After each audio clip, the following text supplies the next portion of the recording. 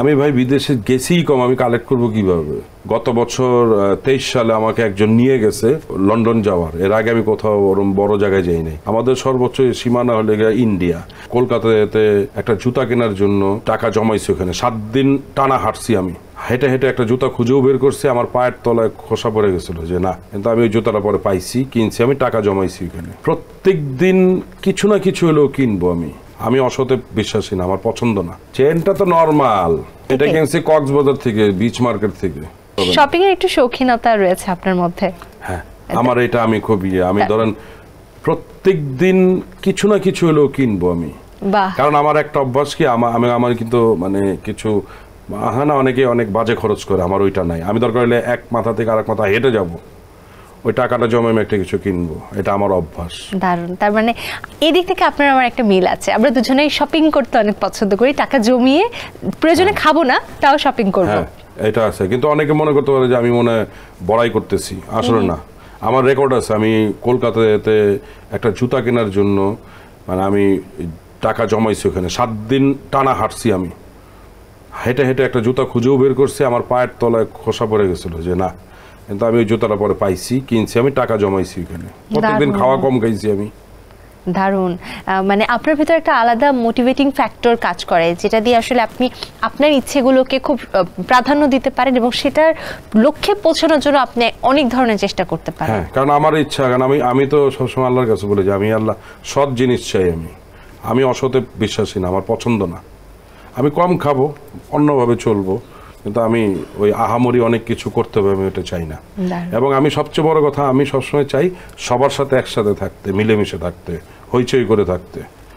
দারুণ। ভাইয়া, আমরা একটা মানে এই সেগমেন্টে একটা জিনিস সবসময় করে থাকি, সেটা হচ্ছে আজকে পুরো আউটফিটের প্রাইস আমরা জানতে চাই। এটা সম্ভব বলা? এটা বললে আসলে জিনিসটা খারাপ দেখায়। দেখেন, মানুষজন অনেকে অনেক কিছু বলে ফেলবে। আমি চাই না মানুষের মনে কষ্ট দিতে, কিংবা মানুষ জিনিসটা নিয়ে একটু কথা বলুক, এটা আসলে চাই না। কোনটা কোন প্রাইস। আচ্ছা, আমাদের দর্শকের এই ব্যাপারটা খুব পছন্দ করে, আমরা সবার কাছ থেকে আর কি প্রাইজিংটা নিয়ে যে আমি কিন্তু কিছু জিনিস বলেই দিচ্ছি যে আমি ভ্যানগাড়ির প্রোডাক্টও পরি। আজকে বুঝতে হবে ভ্যানগাড়িতে কিন্তু প্রাইজের একটা একদম সবাই জানে, সেটা কোনো ব্যাপার না। আজকের টি-শার্ট এটা ভ্যান থেকে নেওয়া? ভ্যানের না, এটা একটা নরমাল আমাদের ওখানে গার্মেন্টস এর প্রোডাক্ট বিক্রি করে, ওখান থেকে নেওয়া। কমে আমরা পাচ্ছি, কিন্তু আসলে মানে প্রোডাক্টটার দাম অনেক বেশি, কিন্তু আমরা হয়তো বাংলাদেশে থাকার জন্য সেই সুবিধাতে কমে পেয়ে যাচ্ছি। ভাই, ঘড়িটা কি এই দেশ থেকে নেওয়া হয়েছিল? আমার সবকিছু এখান থেকে নেওয়া। চেনটা তো নরমাল।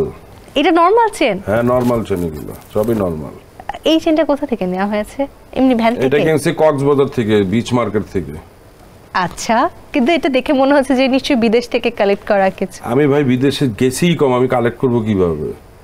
আমি তো অনেক বড় বড় জায়গায় কোথাও যাই নাই।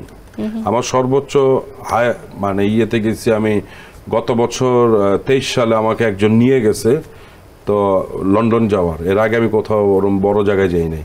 আমাদের সর্বোচ্চ সীমানা হলে ইন্ডিয়া। আর কলকাতা যাওয়া মানে মনে করেন যে ইন্ডিয়া ঘুরে লাইছি, ব্যাপারটা এরকম। এটা আসলে অধিকাংশ আমাদের ক্ষেত্রে এটা প্রযোজ্য যে কলকাতা যাওয়া মানে পুরো ইন্ডিয়া ঘুরে ফেলা। হ্যাঁ, ইন্ডিয়ার অনেক কিছু শিখে গেছি। লন্ডনে যাওয়ার পর কোনো কিছু কেনা হয়নি? কিনেছি। কি?